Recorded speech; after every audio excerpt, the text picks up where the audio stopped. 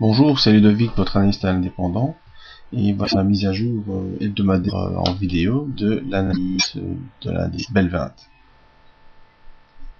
Alors, la ligne verticale correspond, comme à l'habitude, la dernière bougie de vendredi dernier, lors de la vidéo, où nous avons vu que cette ligne de support oblique, ici caractérisée par une ligne noire, fournissait un support précédent. Nous avons terminé sur un marteau. Ici, on ne le voit pas bien parce que il y a la petite ligne verticale qui montre la vidéo.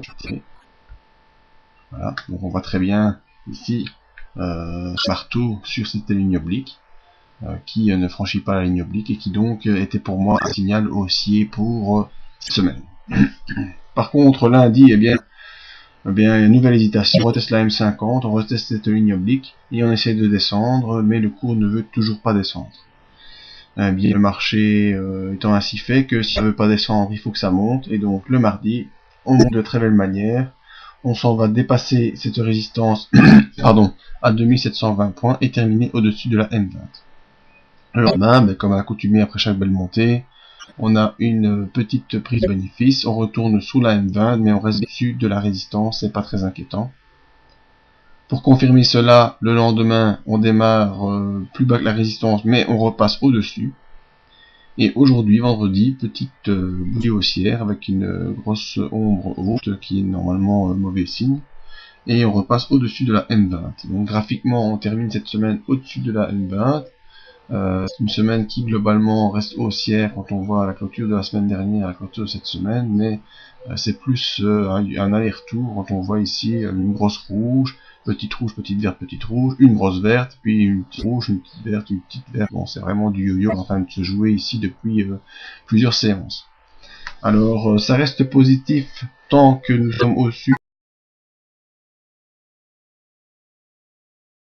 au-dessus des 2720 points et au-dessus de la M20. Et aussi on peut conserver cette ligne oblique comme support. Attendre la semaine prochaine, voir si le cours peut enfin s'extraire de cette zone des 2720 points pour aller une nouvelle fois retester ses plus hauts à 2760 points. Au niveau des indicateurs, le stochastique qui marque les impulsions, mais on voit qu'il y avait un début d'impulsion haussière mais qui est coupé fin de semaine, donc c'est plutôt un signal neutre. On est en plus dans la zone des 50, c'est vraiment la zone neutre, ça peut descendre comme monter, on ne peut pas vraiment dire dans quel sens ça va partir. Au niveau des volumes, les volumes restent positifs, malgré cela, bon, on peut constater aisément le yo-yo, un jour ça monte, un jour ça descend, un jour ça monte, un jour ça descend, si ce n'est qu'en fin de semaine, les volumes d'achat ont été un peu plus importants, cela peut être encourageant pour la suite, nous verrons.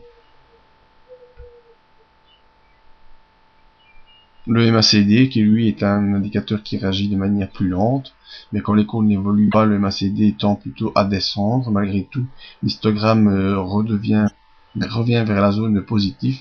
Cela est légèrement encourageant. Donc, les indicateurs sont légèrement positifs à mon sens.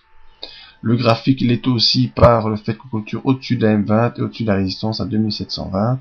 Tant que cette zone combinée de la M20, de la résistance et du support oblique sont conservés, eh bien on pourra toujours envisager la propagation d'une impulsion haussière. Voilà, vous pouvez nous rejoindre sur le site pour inscrire à la mailing list gratuite ou rester au courant des prochaines nouveautés ou me contacter via mail pour d'autres analyses. À bientôt.